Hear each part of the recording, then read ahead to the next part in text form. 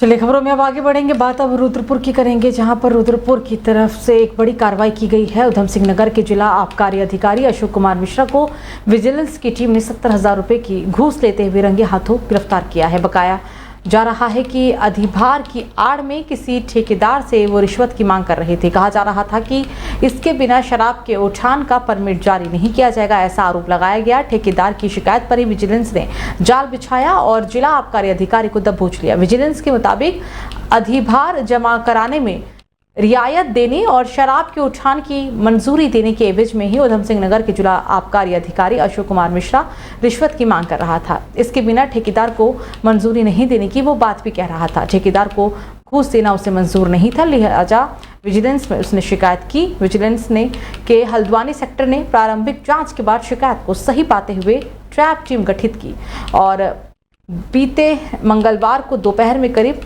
आबकारी अधिकारी मिश्रा को घूस लेते हुए रंगे हाथों गिरफ्तार कर लिया गया।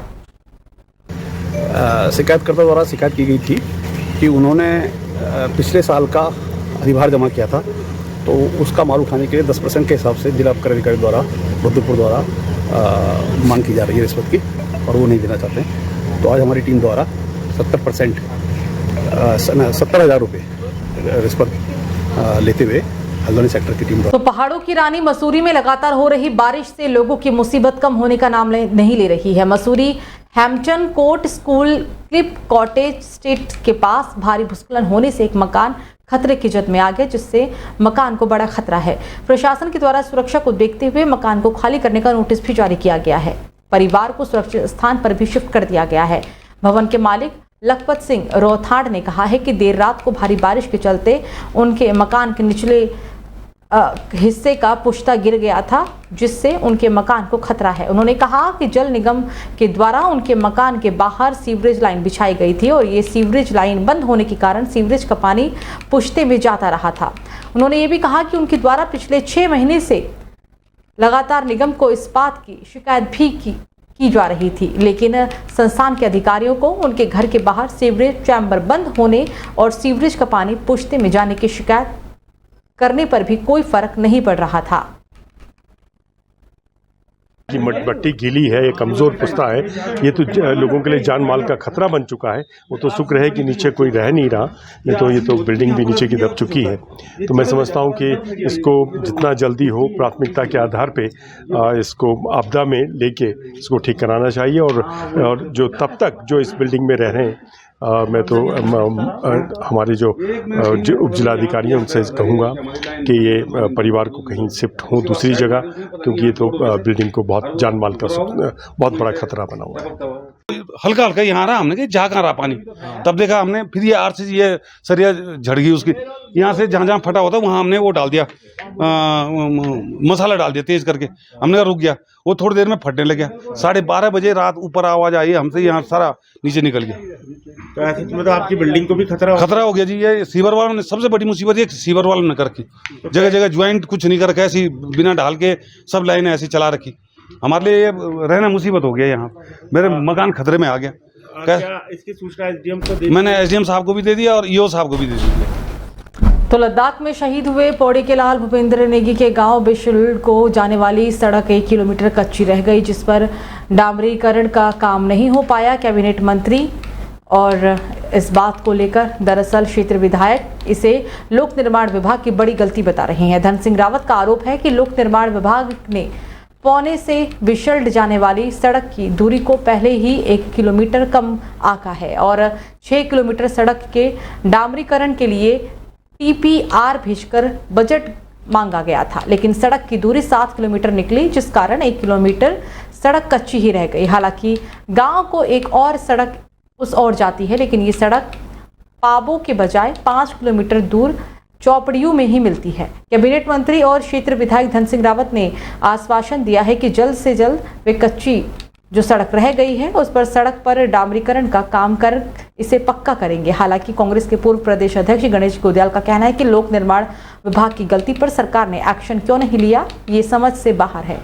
गोदयाल का कहना है कि कांग्रेस शासनकाल में अधूरा रह गए कार्य को पूरा करने में सरकार परहेज कर रही है। मेरा तो क्षेत्र है, 1 किलोमीटर सड़क थोड़ा और रह रखी है, क्योंकि वो पीडब्ल्यूडी की गलती के कारण जो है वो 1 किलोमीटर की लंबाई कम हो गई थी और इस बजट में हमने उसके लिए भी पैसा दे रहे हैं और उनके गांव की रोड बहुत अच्छी हो जाएगी।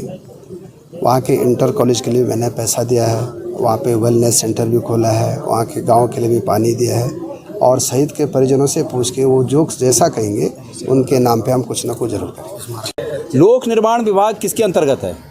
क्या वो मंत्री जी के ऊपर है लोक निर्माण विभाग जो या वो किसी दूसरी सरकार के अधीन है? मंत्री जी ऐसी बात कर रहे हैं जैसे बचकाना वाली बात कर रहे हैं मंत्री जी। भाई सच्चाई ये है कि जो कांग्रेस के समय में मेरे द्वारा बनाई गई सड़कें हैं, मंत्री जी को उन सड़कों से परहेज है। मंत्री जी उन तमाम सड़कों को उन गाँव के लोगों को ये कहते हैं कि कांग्रेस की सड़कें हम नहीं बनाएंगे। तो ये स्थिति है उस गांव में। वो राजनीतिक रूप से हर एक गांव को देखते हैं कि कौन सा गांव मेरे लिए अच्छा है, कौन सा गांव मेरे लिए खराब। तो वहीं लक्सर के बहादुरपुर खादर में बीती देर रात 2 पक्षों में जमीनी विवाद हुआ था, जिसमें एक पक्ष के एक व्यक्ति को गंभीर चोट आई और उसके बाद उसकी मौत हो गई। हालांकि पुलिस घटना की सूचना पर पहुंची और पुलिस ने शव को कब्जे में लेकर पोस्टमार्टम के लिए भेजा। परिजनों ने पोस्टमार्टम के बाद शव को कोतवाली से लगभग 50 मीटर की दूरी पर रखकर जमकर हंगामा किया। इस दौरान परिजनों की ओर से महिला पुरुष सभी मौजूद रहे। सभी लोग एक राय होकर चौकी इंचार्ज को सस्पेंड करने की मांग करते हुए नजर आए। परिजन शव को लगभग 3 घंटे तक लेकर बैठे रहे। परिजनों के साथ मौके पर किसान यूनियन क्रांति के राष्ट्रीय अध्यक्ष विकास सैनी भी मौजूद थे।